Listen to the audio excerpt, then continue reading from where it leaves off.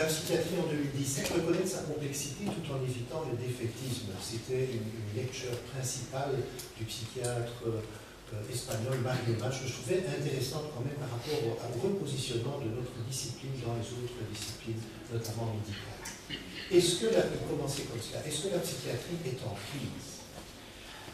D'aucuns ont un discours parfois un peu défaitiste. Les diagnostics psychiatriques sont mauvais, c'est tout et n'importe quoi, ça n'existe pas, la schizophrénie n'existe pas, par exemple. La recherche en psychiatrie, elle n'a pas progressé significativement. Si on regarde qu'elle n'est pas capable d'identifier la cause de la schizophrénie, de la dépression, des troubles anxieux, on n'a pas vraiment avancé sur les étiologies. Et quant au traitement, oui, ils ont une valeur limitée, en particulier les médicaments psychotropes, on entend parfois font plus de mal que de bien. Donc, il y en a qui sont très défaitistes. Et la presse ne nous épargne pas, notamment quand il y a eu le fameux DSM-5 qui est sorti, on n'a pas hésité à dire que tout devenait pathologique, le deuil devenait pathologique, on crée des maladies, il y a tout cela qui sort aussi dans la presse. Que penser de tout ça? Alors, il disait, le professeur Mario Mas, derrière tout ça, il y a peut-être toute une série d'hypothèses qui ont été faites et qui s'avèrent inexactes. Première, la psychiatrie consiste en des maladies mentales distinctes, bien identifiées, bien distinctes. Ce qu'on appelle troubles mentaux, ce n'est pas proprement parler des maladies spécifiques, ayant en commun un substrat pathologique et étiologique, mais c'est plutôt une vue, une colle historique, clinique et statistique. C'est pas pour autant que c'est du n'importe quoi.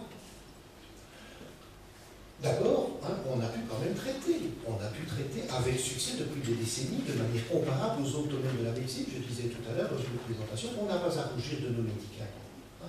Ils partagent effectivement des traits syndromiques cohérents. Les syndromes, alors le problème, c'est vrai, ils ont été sursimplifiés dans le fameux DSM-5 et ils nécessiteraient d'être reconstruits avec une phénoménologie en phéno, disait-il, plus complexe.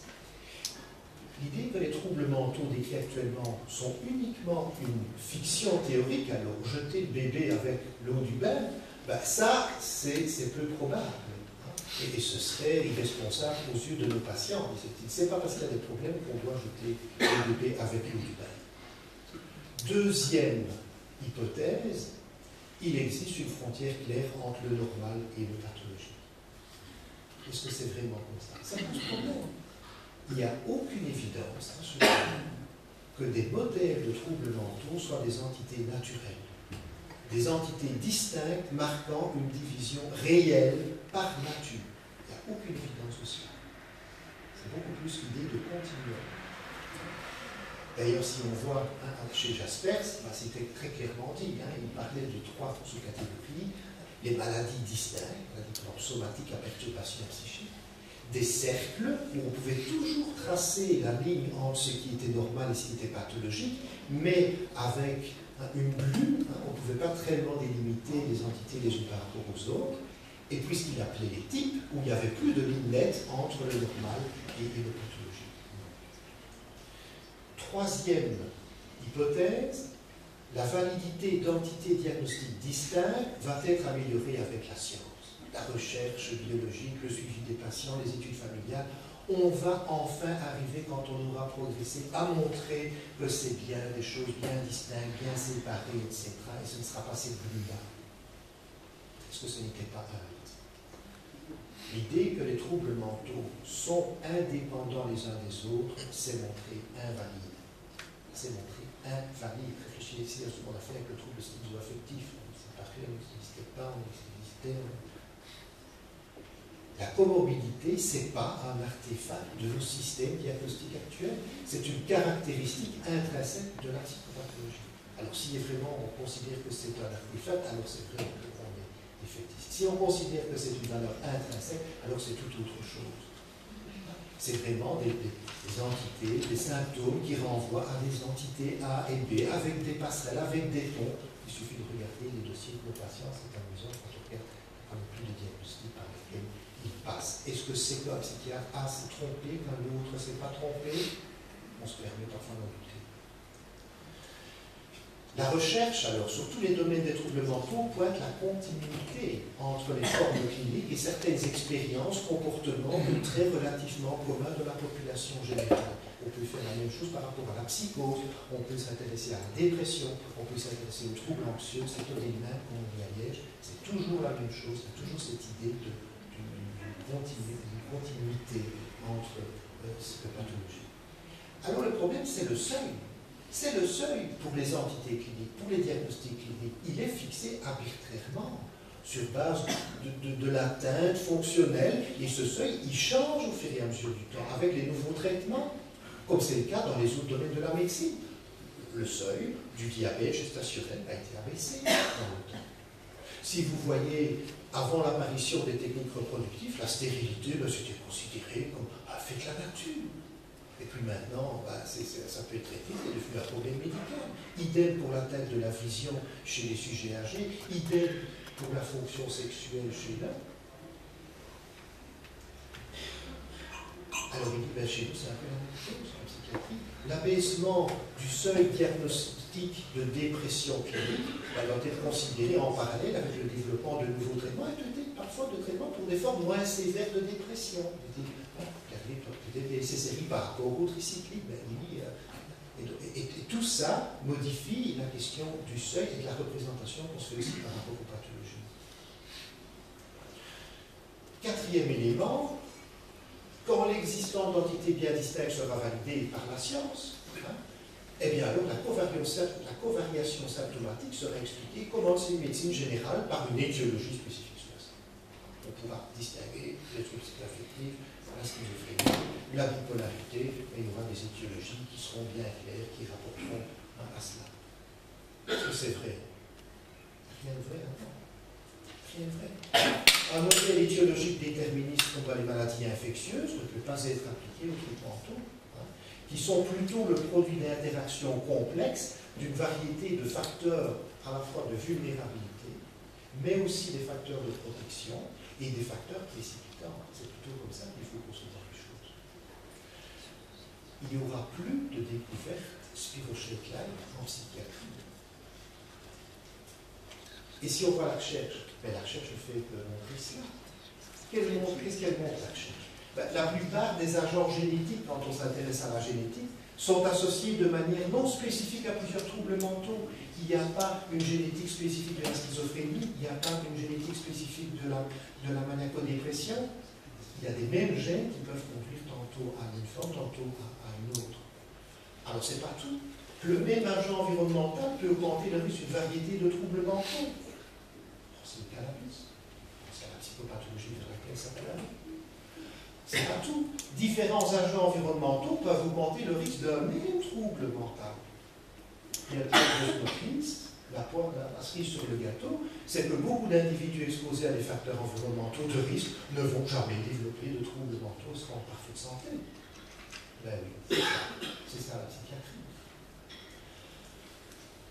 Ça fait maintenant partie de mon cours de psychiatrie, mon dernier cours de psychiatrie, de psychiatrie la semaine dernière. Pour les étudiants en médecine, ça fait partie, évidemment, c'est quand même très important de leur montrer notre discipline aussi par rapport au discours parfois des docteurs, et pouvoir situer par rapport aux autres disciplines.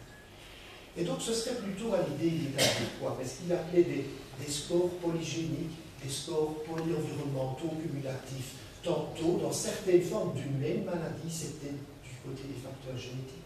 C'était des facteurs environnementaux qu'il faudra se tourner, par exemple, peut-être dans la dépression, des formes plus héréditaires, dépression épisodique par exemple, alors que la dépression persistante était plus liée à des phénomènes environnementaux, comme par exemple la maltraitance dans l'enfance. On parle de la dépression, mais on ne parle pas des mêmes causalités et du même devenir.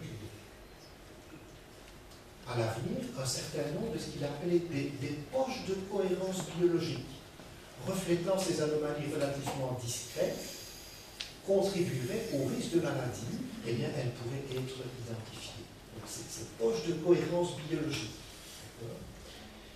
Mais ce n'est pas la maladie. Ces poches de cohérence biologique ne donnent pas la maladie, elles donnent un sous-phénotype. Et entre le sous-phénotype et la maladie, qu'est-ce qu'il y a? Ben, il y a toute la complexité. Il y a toute la complexité psychologique, culturelle, et oui, selon la culture, la symptomatologie s'exprime pas de la même manière, c'est entre les sous-phénotypes biologiques et la maladie.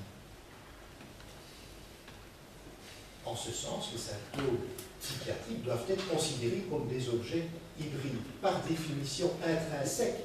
Et ce n'est pas un bruit de fond, ce n'est pas un problème, c'est intrinsèque à la discipline. C'est évidemment très différent de considérer comme cela.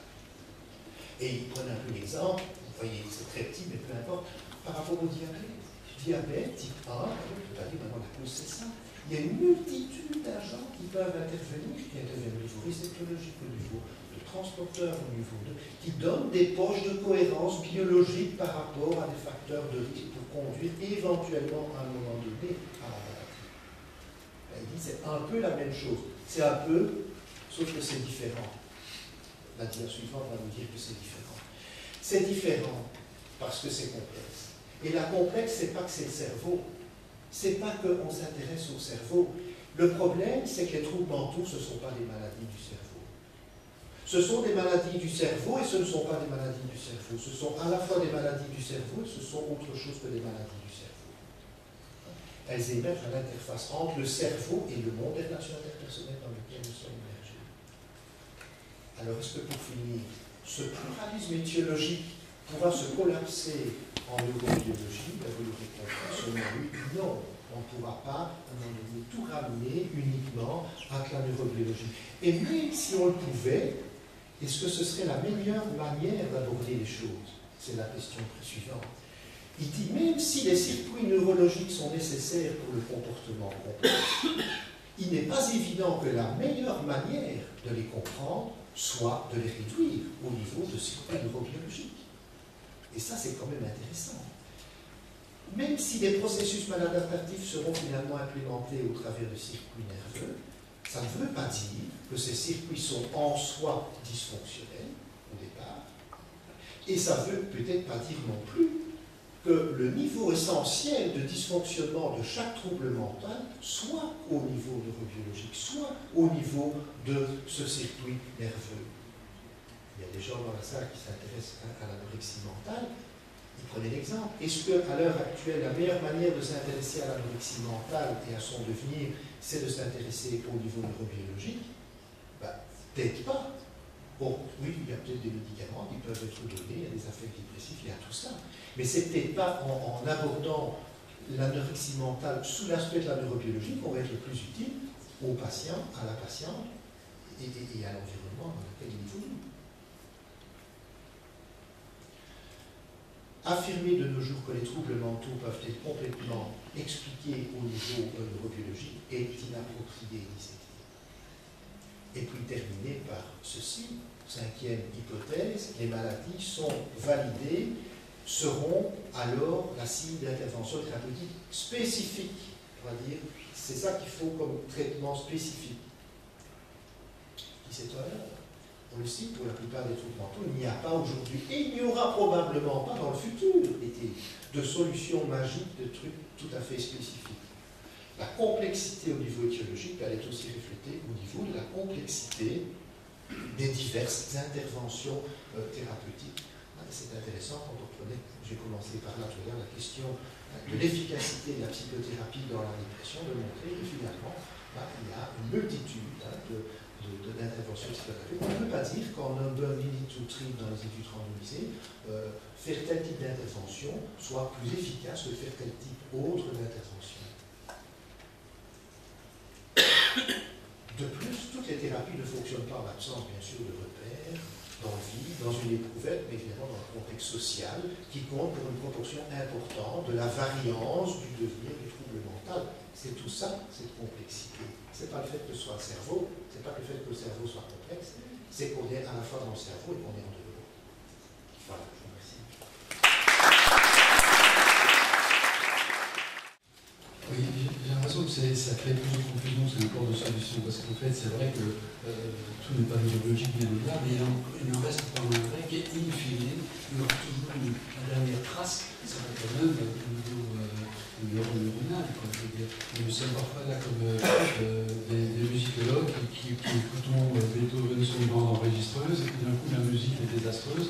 On ne sait pas si c'est parce que le violoncelliste a été mauvais ou si la bande était interrompue ou bien si, à la limite, si l'enregistreur est de mauvaise qualité. Mais il y aura toujours, qu'on veuille ou non, une traçabilité de l'enregistrement. C'est très intéressant parce qu'évidemment, je suis totalement d'accord avec toi. Il n'y a pas d'impression, de sentiment, d'émotion qui ne passe pas par des potentiels d'action quelque part dans notre cerveau. Je vais même plus loin que les zones d'activation dans des régions. Par des potentiels d'action, par des échanges physico-chimiques quelque part dans notre cerveau. C'est évident. Pas plus tard qu'il y a 2 jours à la radio, on entendait que par rapport à la douleur, un neurocognitif qui venait de montrer que la douleur physique, c'était vraiment la même chose, impliquait vraiment les mêmes aires cérébrales que la douleur psychologique. Vous avez peut-être entendu ça. C'est pas du tout étonnant, on le savait déjà. Hein. Il y a déjà plusieurs années, quand je m'intéressais aux neurones miroirs, il y a un neurologue parisien qui montrait très bien qu'il y a des gens qui sont insensibles congénitalement à la douleur. Ils ne savent pas ce que c'est de souffrir physiquement. Est-ce qu'ils sont en manque d'empathie quand ils voient quelqu'un souffrir physiquement? Pas du tout. Ils sont empathiques. Mais comment ils le sont? Ben parce qu'ils savent ce que c'est souffrir psychiquement. Et sachant ce qu'est souffrir psychiquement, ils peuvent inférer ce que c'est souffrir physiquement quand ils sont dans l'IRM fonctionnel de quelqu'un qui fait une grimace. Donc, ça passe par les mêmes substrats neurobiologiques, douleur physique, douleur psychologique. Mais je reviens à la question d'André parce qu'elle est en rapport. Est-ce que la meilleure manière de s'intéresser à la perte sentimentale de quelqu'un qui souffre parce qu'il a perdu son conjoint, c'est de s'intéresser au potentiel d'action au niveau de cette aire limbique dans son cerveau? Non. Donc, il n'y a pas de contradiction pour moi. Donc, ça va être réduit à un niveau physico-chimique, mais comme disait Chavreau, ceci, ce n'est pas une pipe, ce n'est pas la psychopathologie. Ce n'est pas la psychopathologie se trouve ailleurs à l'intersection de tout cela et à notre intersection, à nos thérapeutes, évidemment. Donc, ce n'est pas contradictoire. Merci à tous en tout cas.